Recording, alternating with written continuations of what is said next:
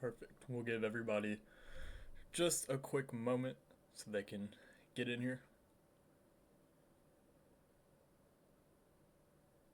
So we can talk for a little bit while we wait on them. Doing pretty good. I think I sprained my ankle though earlier. I was playing basketball.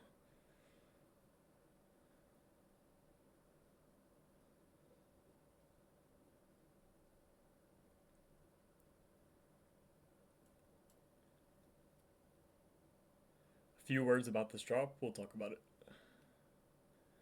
The orange man completely threw off what we wanted to see, but it's all good. It just delays the process.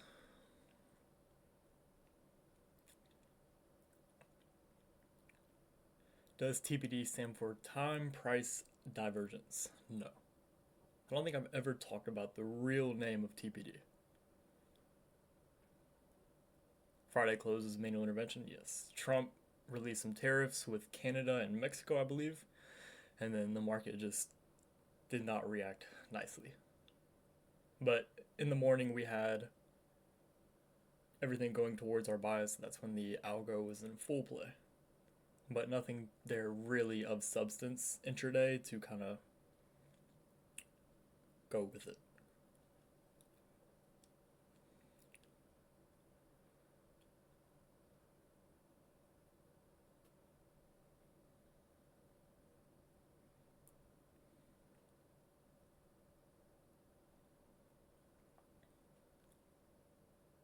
This gap down is the biggest since February 22nd, 2022. Yeah, man, it's like the Wild West out here now.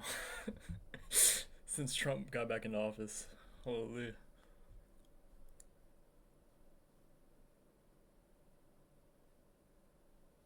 Shit is looking like meme coin charts now.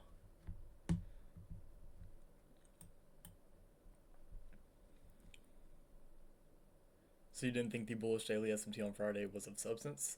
Just because the Dow kept on continuing dropping, it was a low probability SMT. Now, while yes, it did react, it just isn't something you per se like to see. It did tip a tan, but it's not the best case, because that's what I'm pretty much outlining for you guys is best case scenarios, exactly what we'd like to see. High probability scenarios, that's whole ordeal. Not things that happen once in a blue moon that somehow work. Something that's repeatable. That's what I'm trying to get you guys to see.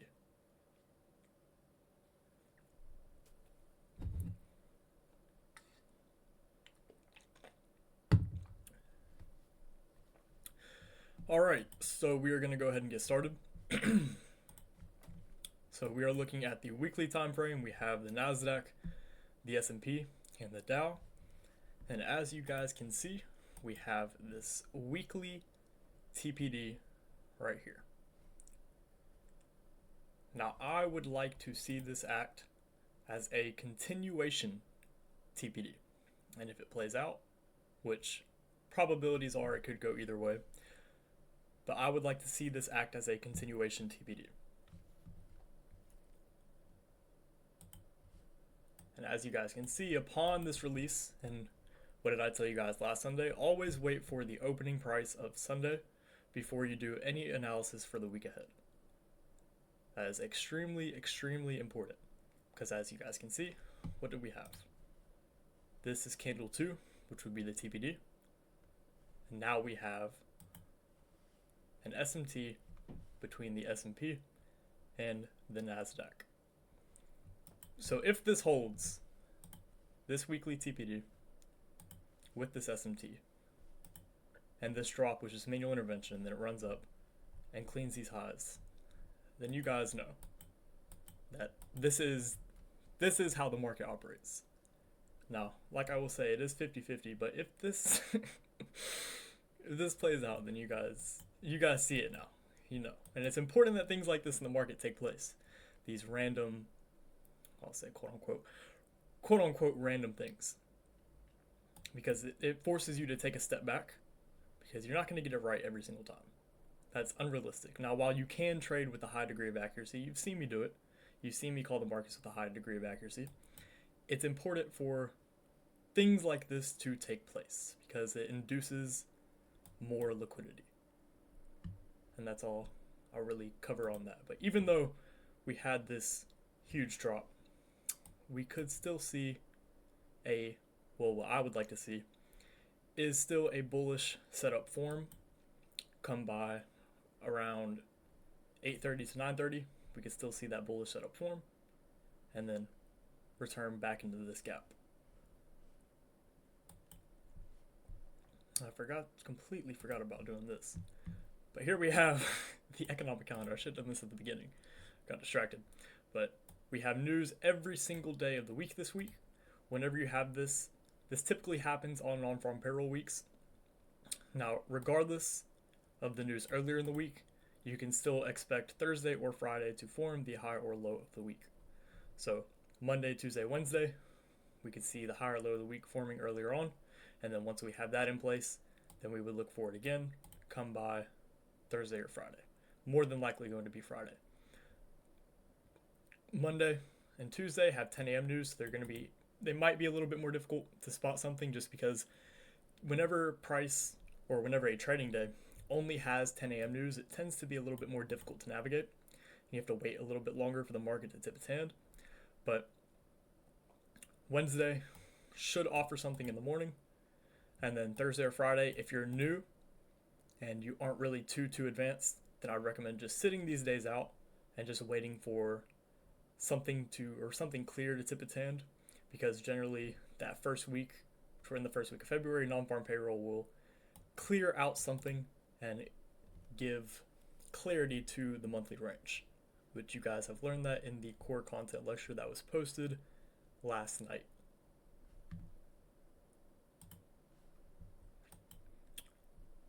So now that we got that out of the way, we can do some Q&A. Is everybody on the same page?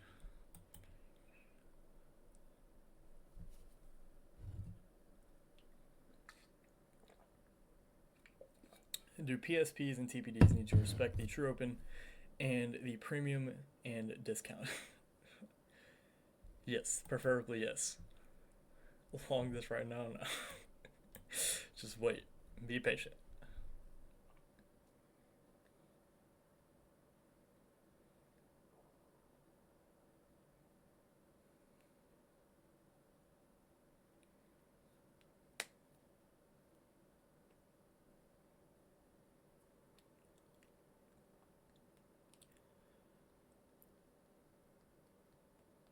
What are the factors considered for the bullish bias? Would like to know the points for your confidence. So this is a very consolidative, choppy, pretty bad market. But due to this weekly TPD, and now that we have this SMT form, as long as the NASDAQ, doesn't trade below this low right here, then my bias still is in play. Because and you guys have seen this, since I get it right so many times, and that's not to brag or anything, I tend to stay with my bias until I'm like really, really proven wrong. And then once I am really, really proven wrong, that's whenever, I take a step back, take everything in, see everything at hand, and then come to a new conclusion on where price might draw. But unless NASDAQ trades below this low, then my eye still is drawn to these equal highs.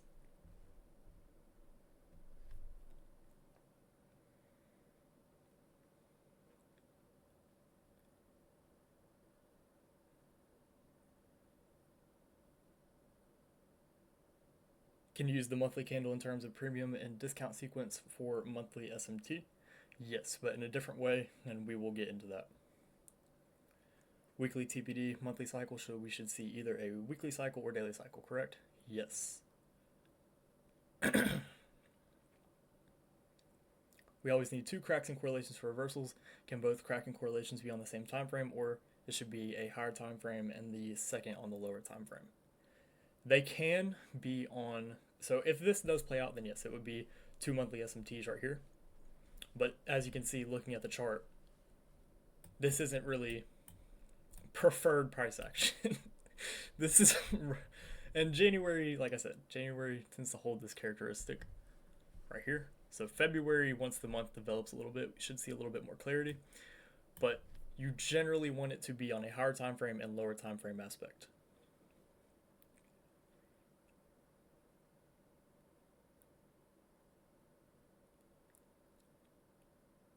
You mentioned that tomorrow we should see something from 8:30 to 9:30. Are you referring to daily sequential SMT? Yes, and or a TBD.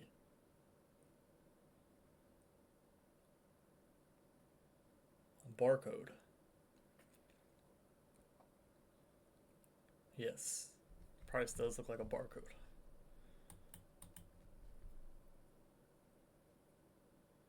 You reckon Monday and Tuesday are high probability? In non-farm payroll weeks, Monday, Tuesday, and Wednesday are the highest probability days of that week.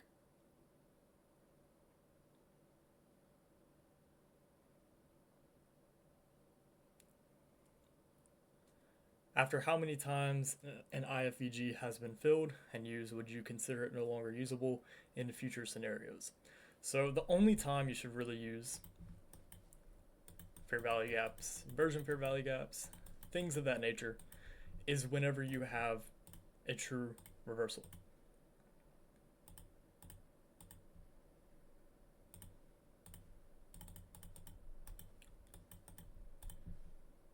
So let's say, I'll keep that red.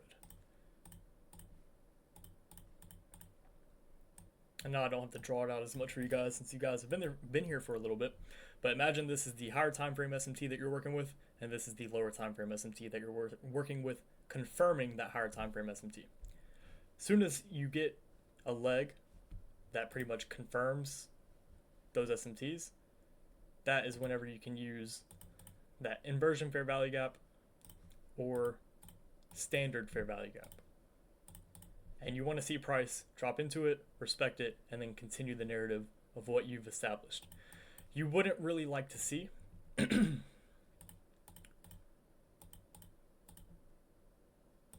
price use a fair value gap, come back up, use it again. You don't want to see that. You want to see it drop into that fair value gap and then bang, continue the run. MMXM, yes, that does play a part with what you guys will learn in the reversal model, which is coming out this month. Which I believe the only person that, I think a couple of you might have figured it out a little bit, but I think the only person that completely has it right now is just the assistant. Well, no, I'd say 80%. And he's used it personally. It works wonders.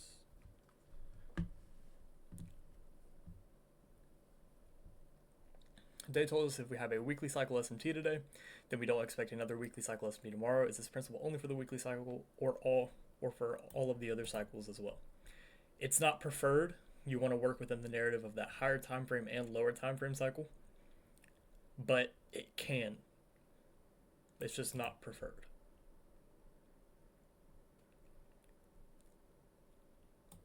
Would you consider the last week monthly SMT with Dow taking out those highs and Nasdaq and ES coming into premium of the previous week on Thursday and Friday, as mentioned with the Dow for bullish monthly last week on Tuesday review? Yes, so since, and yes, we draw this out. Yes, so the Dow, and this leads back to another thing.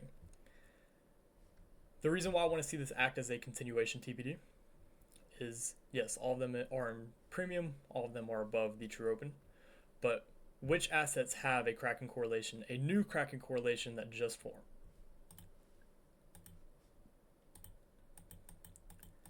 The S&P and the Nasdaq. I care more about the intermarket analysis between the Nasdaq and the S&P than I do the Dow compared to all of them, if that makes sense.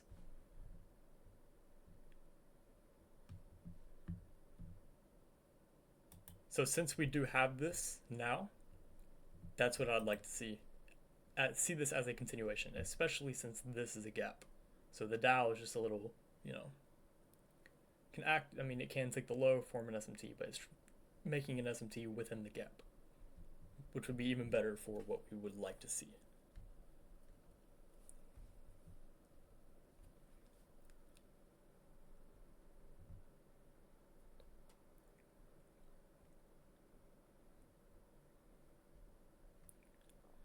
And would you wait for 10 o'clock news to drop before looking for anything? Generally, with 10 o'clock news, it'll act as distribution.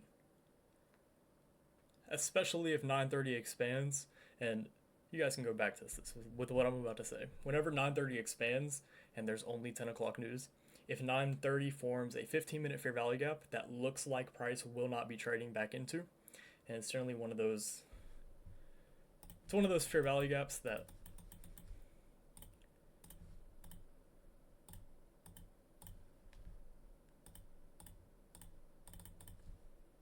it's one of those fair value gaps like this. The ones where price expanded away from it already. You don't expect it to get traded back into. Yes, you'd want to see it act as a breakaway gap, but then that news releases and then wicks into it before continuing. 10 a.m. news has that characteristic.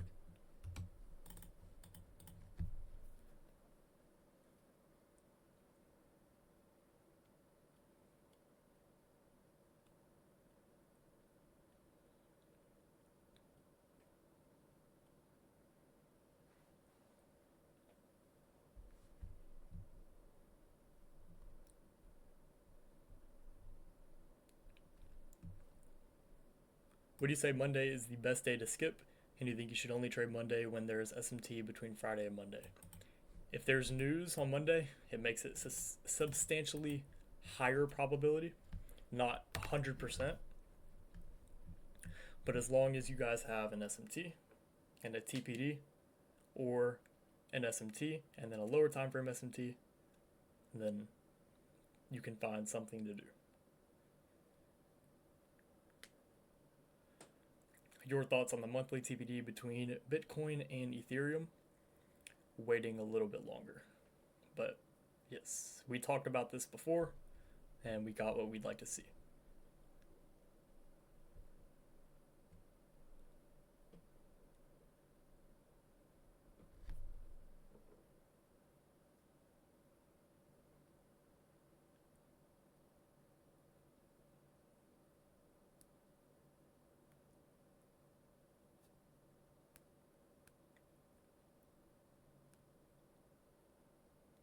I've noticed that in the time frame, in each time frame triad, each time frame will give a cracking correlation. Some TPDs that form are used as manipulation Judas swings. Then price will form an SMT to reverse. Do you agree with this? Yes, sometimes that can't happen. And that's why narrative is extremely, extremely important. Are we really still expecting higher prices? All markets have made quadrennial cycle SMT, bond, yield triad, crypto triad, and the CFDs, or am I missing something? So yes, while the CFDs did make an SMT, I more so see that as SMT market structure shift. I still, because the index futures triad is designed to be bullish over time, so it'll take a lot. And yes, while there is a lot, something like this could be enough to tip its hand and completely wipe all of that out. But in validation level, like I said, is this low right here. If the NASDAQ, say overnight, the NASDAQ comes and trades below this low, then in the morning session, yes, there still can be something to do. Just higher time frame perspective, we would have to sit, wait it out, and we wouldn't expect these highs to be immediately ran. But as long as this stays in place, that's all I'm looking at.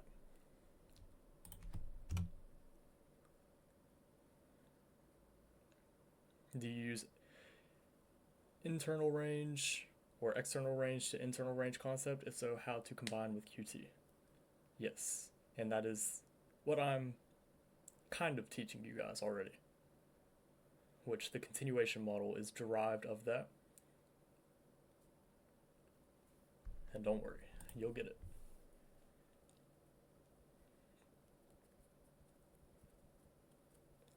Do we trust CFD triad or futures? Futures data is the real data. the CFDs mimic the CME data. They're market makers. If you look at the science behind it and actually what goes on behind the closed doors that people don't really look into, all the CFD data is doing is pretty much mimicking this. So in my eyes, this is the real data.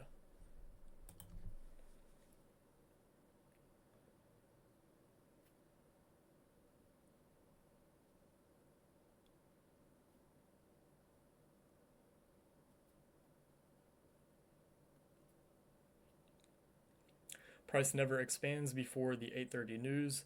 Most times it always comes out, then later in the session it gives more. Yes, because at 8:30, that is the volatility injection. That's whenever volatility is injected into the marketplace to actually provide that movement later on.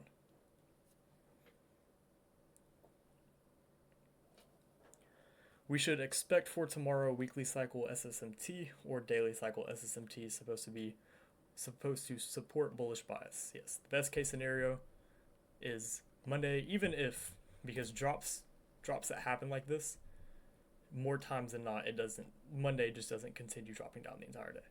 More times than not, price will rebalance itself and then consolidate for a little bit. So even if the Nasdaq overnight runs below this low, there's still an opportunity for it to rebalance itself in the morning session.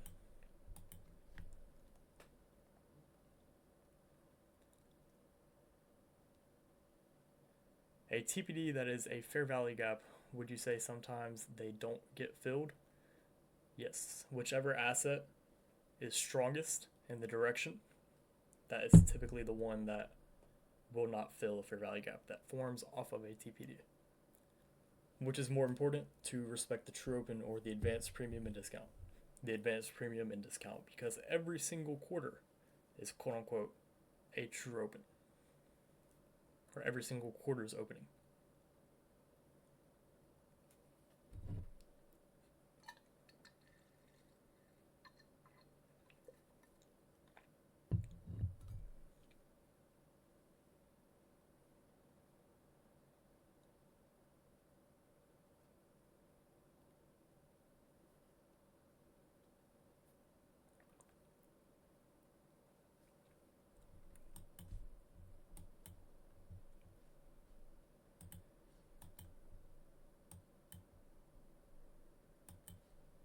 As long as the Nasdaq can stay above this high and form a second stage SMT, then that is enough for me. But if overnight or in the morning we take out this low, that's whenever I will take a step back, reanalyze the situation, especially in these conditions. This is crazy. I'm even surprised that we called majority of these price swings leading in January. It was crazy low probability, but not impossible.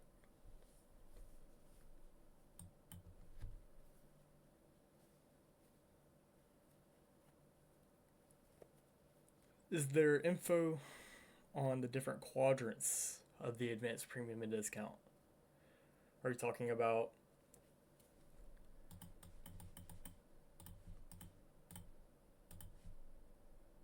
doing this right here?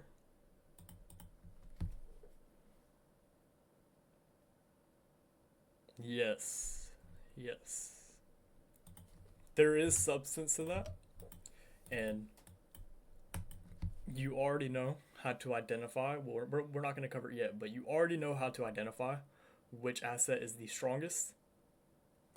Whichever asset is the strongest for continuation, use, God, do I even want to say it? But yes, what you're talking about, yes. Whichever asset is the strongest, you can fractalize the advanced premium and discount. Whichever asset is the weakest, you would expect it to retrace it deeper. Will you teach us about the defining range? I personally don't use the defining range. I don't it's too discretionary, and price is going to form what it wants to form at certain levels already. So I guess it can't. Think about the defining range as like training wheels. Even then, it still is very discretionary, and it's not that repeatable in my eyes the way that Day spoke about it. I know everybody on that side of the thing is like, oh my goodness, the defining range is crazy. I don't really see much benefit in it.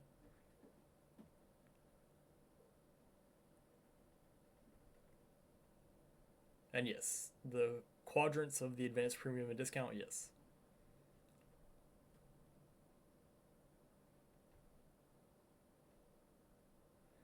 Is a partial SMT and non-symmetrical SMT the same thing? No.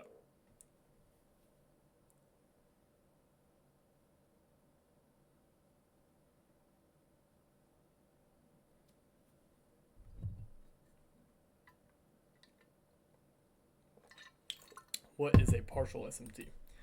A partial SMT, or a partial sequential SMT, would be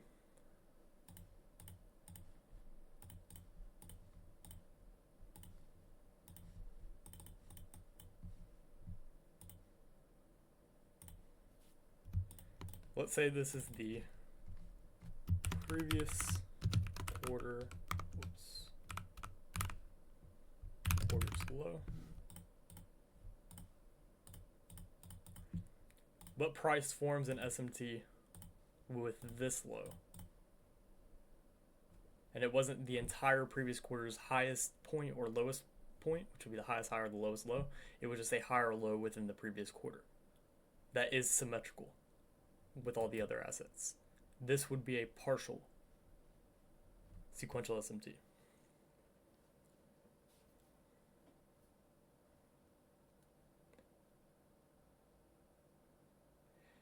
A non-symmetrical SMT would be, let's say,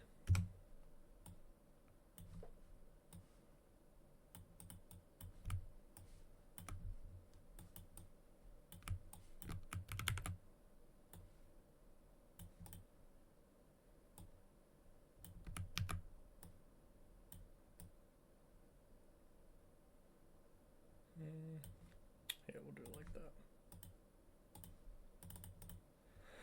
Would be we have an asset that reaches that previous quarter's low on a lower time frame quarter, and then that next lower time frame quarter, the other asset then forms that SMT. So generally with SMTs, you want them to be bam, same time. So if you have one asset that forms, and you'll see this commonly with the Dow.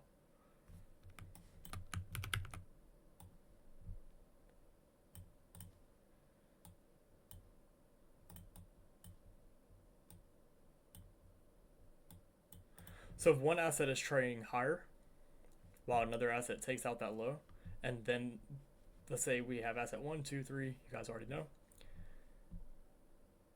One asset then takes out that previous quarter's low shortly after this one, but there was a delay. So where that next lower time frame quarter then takes it out.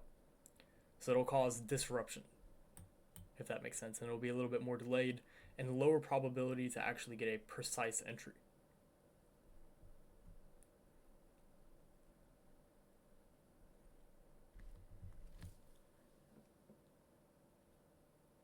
A hypothesis I made, I think is a good one, is if you split the premium and discount sequence into quadrants, if one asset in the triad is ahead by one quadrant, for example, NASDAQ is in the second quadrant, which will be classified as being in premium, while the Dow Jones is in third, which would be seen as discount, we can say they're in sync, and if not, write off essentially, because it tends to be, or does it happen intraday, where one may just be making a deeper retracement, but if one asset ahead by making two quadrants, so we can classify it as being out of sync.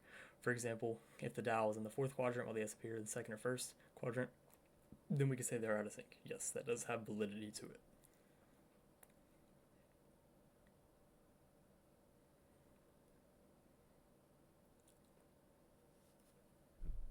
Very good observation.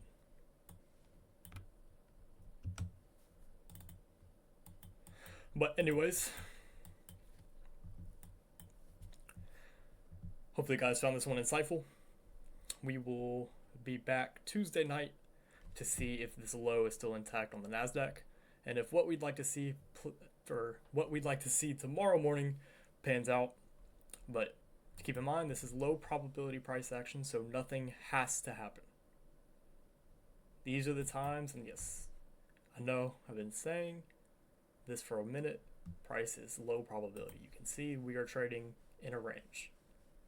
So these times are meant to test you. Just preserve capital, manage risk, be responsible. If you see your setup form, risk accordingly. Don't hold on to the trade too long. These are not like large play conditions, if that makes sense. So I will speak with you all again Tuesday night. Take care.